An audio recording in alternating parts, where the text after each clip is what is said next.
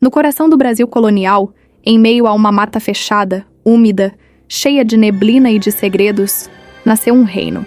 Não era um reino com coroas de ouro, brasões desenhados em bandeiras ou palácios de mármore. Era um reino feito de corpos cansados, pés feridos e corações que se recusaram a aceitar a escravidão como destino. Um reino construído a partir de fugas, de noites em claro, de sussurros combinando rotas, de olhos atentos vigiando o horizonte. Um reino de gente que decidiu que, se o mundo conhecido significava cativeiro, era melhor inventar um mundo novo. Esse lugar recebeu muitos nomes nos documentos da época: esconderijo de negros, abrigo de escravos fugidos, antro de sublevados. Mas para quem vivia lá tinha outro sentido. Palmares era mais do que um refúgio. Era um projeto de vida. Era a prova viva de que a liberdade podia ser construída, mesmo quando tudo à volta dizia o contrário. Durante quase um século, essa história se desenrolou como uma guerra silenciosa. Uma guerra que não aparece em estátuas de praça, nem em grandes pinturas oficiais, mas que marcou cada pedaço de terra entre Pernambuco e Alagoas. Uma guerra que a história oficial tentou reduzir a notas de rodapé, a pequenos comentários em relatórios coloniais. Uma guerra que, por muito tempo, quase ninguém contou por inteiro. Séculos depois, quando o Brasil decidiu criar um dia para refletir sobre a experiência negra no país, acabou esbarrando nessa memória. A de um povo que se organizou, que resistiu e que ousou viver como livre em um mundo que dizia que liberdade não era para ele. E assim, uma data, 20 de novembro, passou a carregar o peso de um passado profundo, incômodo, mas necessário. E se eu te dissesse que a verdade sobre esse reino e sobre seu líder mais conhecido é muito mais complexa e fascinante do que os mitos que a gente costuma repetir? E se eu te dissesse que por trás da imagem de Zumbi dos Palmares existe um ser humano, com contradições, decisões difíceis, escolhas políticas e um contexto que a gente quase nunca discute? Um historiador, Décio Freitas, dedicou décadas de estudo para tentar responder a essas perguntas. Vasculhou arquivos, interpretou documentos coloniais, leu relatos de cronistas e, a partir daí, escreveu uma obra que mudou a forma como vemos Palmares. Palmares, a Guerra dos Escravos. Em vez de lenda, ele nos apresenta um processo histórico. Em vez de mito isolado, uma experiência coletiva. Hoje, você vai conhecer a história factual de Zumbi e do maior quilombo das Américas. A história de um território livre erguido à sombra do maior sistema escravista do mundo ocidental. A verdade é que o Brasil precisou de séculos para começar a encarar.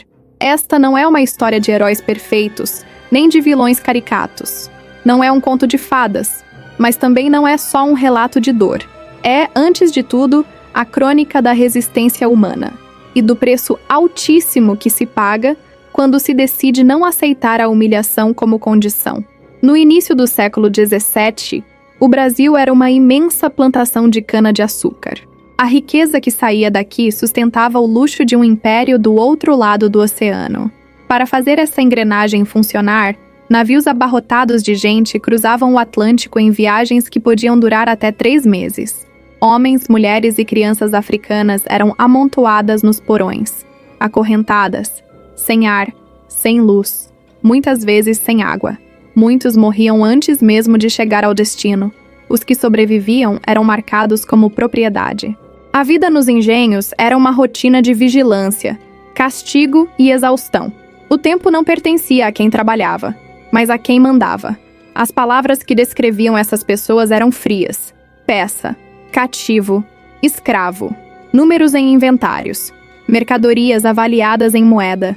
Mas por trás de cada nome trocado estava uma história interrompida, um filho arrancado da mãe, um guerreiro capturado, uma sacerdotisa deslocada, uma aldeia inteira esvaziada. E mesmo assim, a cada dia, alguém fugia. Alguns se escondiam por poucos dias na mata, eram recapturados, castigados e voltavam para o engenho com novas cicatrizes. Outros desapareciam para sempre. Alguns desses fugitivos, guiados por conhecimentos de floresta trazidos da África e aprendidos com povos indígenas, começaram a se reunir na região da Serra da Barriga. No começo, eram apenas pequenos esconderijos. Um rancho, uma roça improvisada, uma fogueira acesa com cuidado para não levantar fumaça demais. Mas onde há encontro, nasce comunidade. Onde há comunidade, nasce organização. E com o tempo, aqueles refúgios se transformaram em algo muito maior. Uma rede de povoados interligados, que a história chamaria de Quilombo de Palmares. Décio Freitas, analisando relatórios militares e depoimentos da época, concluiu que Palmares não era uma simples aglomeração de fugitivos. Era uma sociedade complexa, com hierarquia, leis, economia própria e estratégias militares. Em vez de um esconderijo de escravos, ele o chama de a Primeira República Livre das Américas. Imagina o impacto disso no imaginário colonial. No meio de uma colônia construída sobre a escravidão, surgia um território que dizia na prática que outra forma de viver era possível. Um lugar onde pessoas negras decidiam sobre a própria vida, produziam o próprio alimento, erguiam suas casas, organizavam rituais religiosos e se defendiam com armas na mão. Era mais do que um desafio econômico. Era uma afronta ideológica. Palmares não era um único vilarejo. Era um conjunto de mocambos, povoados de diferentes tamanhos, ligados entre si por trilhas, pactos e alianças. No topo dessa confederação estava o Mocambo do Macaco, considerado o centro político e espiritual. Ali, segundo os relatos analisados por Décio, as decisões mais importantes eram discutidas. Lideranças de outros mocambos se reuniam para decidir sobre guerra, paz, plantio, punições e alianças. Essa organização não era improvisada. Quem vinha da África trazia consigo memórias de reinos, chefias, conselhos de anciãos, sistemas jurídicos. Nada disso se perdeu com a travessia. Em Palmares, esses modelos foram reinventados, misturados com práticas indígenas e adaptados à realidade de um território em constante ameaça. No comando político, surge a figura de Ganga Zumba. As fontes descrevem-no como um líder respeitado, capaz de negociar com colonos e, ao mesmo tempo, manter a coesão interna do quilombo. Em certo momento, diante da pressão crescente das expedições militares, Ganga Zumba decide aceitar um tratado de paz proposto pelo governo de Pernambuco. O acordo prometia liberdade para os nascidos em Palmares e terras para que se estabelecessem sob vigilância colonial. Em troca, os fugidos dos engenhos teriam de ser devolvidos e novas fugas deveriam cessar. À primeira vista, pode parecer uma vitória, mas por trás desse tratado havia uma armadilha. Aceitá-lo significava reconhecer a lógica dos senhores de engenho, aceitar que alguns podiam ser livres, enquanto outros continuariam acorrentados. Para a parte dos palmarinos, isso era inaceitável. É nesse cenário de tensão que Zumbi aparece como figura central. Segundo Décio Freitas, ele tinha uma história singular. Nasceu em Palmares, mas ainda criança foi capturado em uma das expedições. Foi entregue a um padre, batizado com o nome de Francisco e educado em doutrinas cristãs. Aprendeu a ler, a escrever, a falar português e latim. Tinha, portanto, acesso a um mundo que poucos de sua origem podiam conhecer. Mas aos 15 anos, tomou uma decisão que mudaria seu destino. Fugiu de volta para Palmares. Ao retornar, Zumbi recusa o tratado de Ganga Zumba. Para ele, liberdade negociada às custas de outros não era liberdade. Com o tempo, torna-se líder militar e, mais tarde, chefe principal de Palmares. Sob seu comando, a resistência ganha novo ritmo. As defesas são reforçadas, as rotas de fuga se multiplicam, a inteligência sobre movimentação das tropas coloniais se torna mais sofisticada. Os adversários de Palmares perceberam isso rapidamente.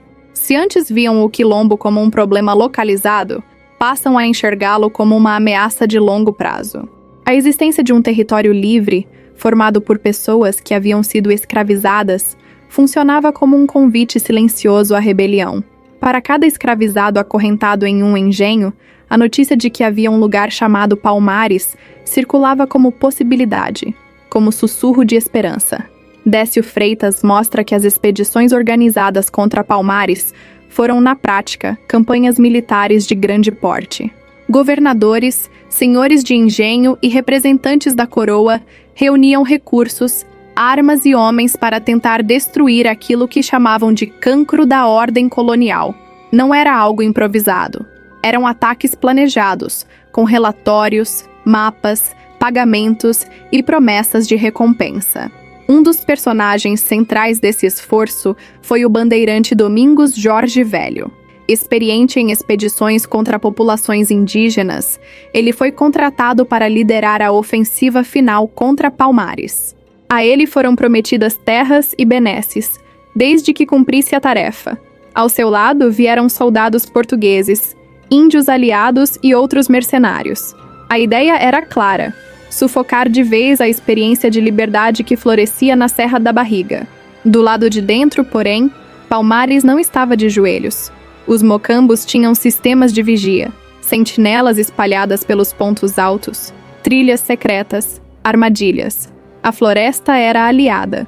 Muitos conheciam cada riacho, cada pedra, cada atalho.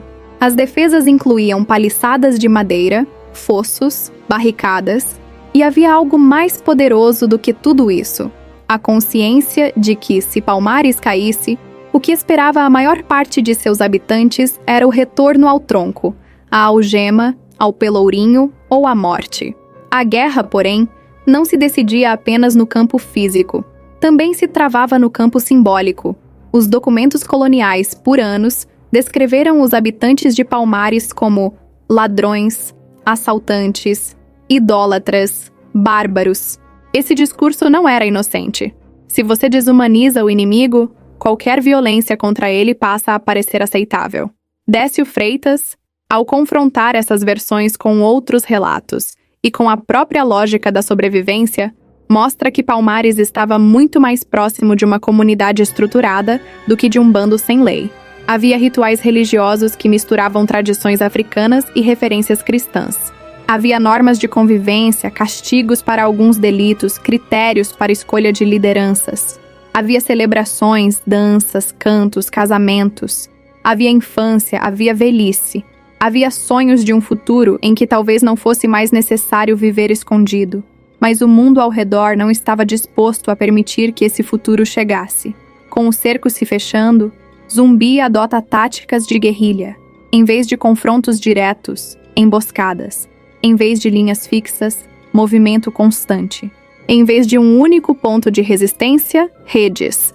Essa estratégia garante que, mesmo depois de ataques devastadores, Palmares consiga se recompor. Mocambos inteiros são destruídos e reconstruídos em outras áreas. Mulheres e homens aprendem a se deslocar rapidamente, levando crianças, alimentos, sementes, lembranças.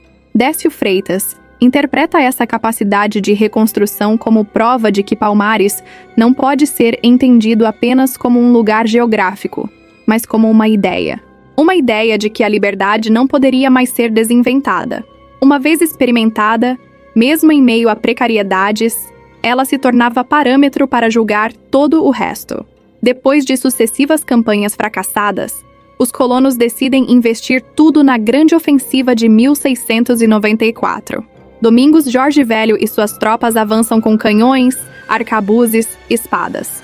O mocambo do macaco resiste, mas a artilharia pesada, até então pouco usada, faz a diferença. As paliçadas se rompem, as casas são incendiadas, muitos morrem lutando, outros são capturados. Alguns conseguem escapar pela mata. Zumbi não cai nesse primeiro ataque. Ele desaparece entre trilhas, reorganiza o que sobrou, tenta manter viva a chama da resistência. Por quase 2 anos, lidera focos de guerrilha, ataca engenhos, liberta cativos, mantém o nome de Palmares vivo nas conversas sussurradas de senzalas e cidades. Mas a pressão aumenta. As recompensas pela sua cabeça crescem.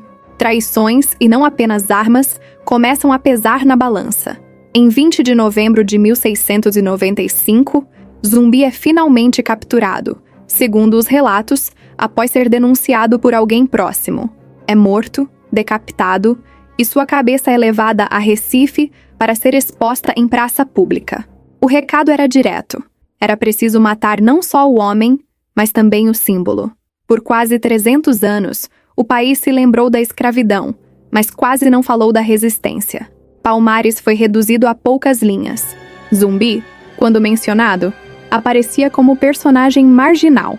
A narrativa dominante preferiu enfatizar a abolição assinada em 1888 por uma princesa branca, em vez de reconhecer séculos de luta de pessoas negras que não esperaram o gesto generoso de ninguém. Foi só no século XX, com movimentos negros organizados, intelectuais engajados e pesquisadores como Décio Freitas, que Palmares começou a retornar ao centro da discussão, ao publicar Palmares, A Guerra dos Escravos. Em plena década de 1970, período de censura e perseguição política no Brasil, Décio incomodou muita gente, porque, ao mostrar Palmares como uma experiência política consistente, ele nos obriga a encarar que a primeira grande experiência de liberdade coletiva nas Américas pode não ter vindo de elites ilustradas, mas de escravizados em fuga. Reconhecer isso muda a maneira como vemos nossa própria origem. Obriga a perguntar: se havia um projeto de sociedade livre conduzido por pessoas negras, por que isso quase não é ensinado nas escolas? Quem ganha e quem perde quando essa parte da história é ocultada? Por que, durante tanto tempo, fomos convidados a lembrar da escravidão como algo natural do passado, mas não da resistência como um direito humano elementar? Décio Freitas insiste em um ponto fundamental. Zumbi não foi um herói perfeito, nem um santo. Foi um líder humano, com falhas, durezas, contradições. Em alguns momentos, pode ter tomado decisões impopulares ou extremamente rígidas. Mas é exatamente isso que o torna mais interessante. Ele não é um mito afastado da realidade. É um homem real tentando conduzir um povo inteiro em situação limite. Não tinha manuais prontos, nem garantia de vitória. Tinha apenas a convicção de que voltar ao cativeiro não era opção. Quando, já no século XX, o movimento negro brasileiro escolhe o 20 de novembro, data da morte de Zumbi, como marco do Dia da Consciência Negra, faz uma escolha simbólica poderosa. Em vez de celebrar a assinatura da Lei Áurea, se escolhe lembrar o rosto de quem lutou até o fim para que a liberdade não fosse um presente de cima, mas uma conquista de baixo. O 20 de novembro passa a ser, então, menos um dia de celebração vazia e mais uma convocação à memória. O que significa hoje falar em consciência negra? Significa, entre muitas coisas, lembrar que a história do povo negro não começa na escravidão e não termina na abolição. Entre esses dois pontos, existem experiências como Palmares, comunidades que se organizaram, líderes que pensaram estratégias, crianças que nasceram livres em um mundo escravista, idosos que morreram sem aceitar o título de propriedade. Significa entender que o passado não é só dor. É também invenção, coragem, espiritualidade, inteligência política. Palmares continua vivo toda vez que alguém se recusa a acreditar que a única narrativa possível é a da submissão. Toda vez que uma pessoa negra reivindica o direito de contar sua própria história, de escolher suas referências, de olhar para si com dignidade, há um eco daquela comunidade na Serra da Barriga. As lembranças dos tambores, dos cânticos, das fogueiras acesas na madrugada, talvez tenham se perdido no tempo. Mas a ideia de que a liberdade é um direito inegociável, essa continua se espalhando. Hoje, quando você ouve falar em Zumbi dos Palmares, é fácil ver apenas o símbolo, estátuas, nomes de ruas, feriados. Mas, por trás dele, existe a trajetória de um menino arrancado da sua comunidade, batizado com outro nome, educado na fé de seus opressores, que ainda assim escolheu voltar para o seu povo e lutar até o fim por uma liberdade que não cabia nos papéis da época. Existe o peso de cada decisão tomada em assembleias de mocambos, em reuniões discretas, em noites insones pensando em como resistir ao próximo ataque. Talvez a pergunta mais importante que essa história nos deixa não seja apenas quem foi Zumbi, mas o que fazemos hoje com o legado dele? Reduzimos sua vida a um mito confortável ou deixamos que ela nos provoque, nos tire da zona de conforto, nos obrigue a revisar aquilo que aprendemos sobre o Brasil? O Dia da Consciência Negra não é um presente dado a um grupo específico. É um convite feito a todo o país para encarar a si mesmo sem as máscaras da versão oficial. É um lembrete de que a liberdade, aqui, não caiu do céu. Foi arrancada, negociada, sonhada, perdida e reconquistada inúmeras vezes. Foi perseguida nas matas de Palmares, sussurrada em quilombos menores, discutida em rodas de capoeira, protegida em terreiros, guardada em memórias de família. Se essa história chega até você hoje, é porque muita gente se recusou a aceitar o silêncio. Pesquisadores que insistiram em abrir caixas empoeiradas de arquivos públicos. Militantes que, em plena ditadura, reivindicaram o nome de Zumbi nas ruas. Comunidades quilombolas que, ainda agora, lutam pelo reconhecimento de suas terras. E pessoas como você, que escolhem ouvir, refletir, compartilhar. Por isso, se você acredita que a história do Brasil precisa ser contada por inteiro, com as luzes e também com as sombras, inscreva-se no canal, deixe seu like e compartilhe este vídeo. Isso ajuda a mostrar para o algoritmo e para o mundo que essas narrativas importam, que elas têm público, que elas não podem voltar para o silêncio. Palmares não existe mais como território cercado de mata. Não há mais paliçadas, fossos ou trilhas secretas. Mas, de certa forma, ele continua existindo em cada mente que se recusa a aceitar versões incompletas do passado. Em cada pessoa que olha para a palavra liberdade e entende que ela não começou num decreto, mas em corpos que correram noite adentro, em mãos que plantaram a própria comida, em olhos que vigiaram o inimigo sem perder de vista o futuro. A verdadeira história de Palmares não é apenas sobre um quilombo distante. É sobre o que acontece quando um povo inteiro decide que não será definido por aquilo que fizeram com ele, mas pelo que ele escolhe fazer de si. E é por isso que, séculos depois, o nome de Zumbi ainda ecoa. Agora eu te pergunto, o que a liberdade significa no seu tempo? O que você está disposto a questionar, a desconstruir, a reaprender, para que a memória de Palmares não seja apenas um capítulo distante, mas uma força viva na forma como você enxerga o mundo? Pensa nisso enquanto o vídeo termina.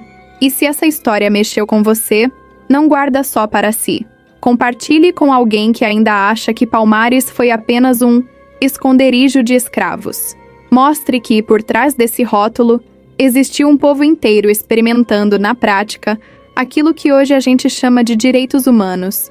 Esta foi a verdadeira história de Palmares. O segredo por trás do Dia da Consciência Negra. Você está na verdade negra, o que não te contaram.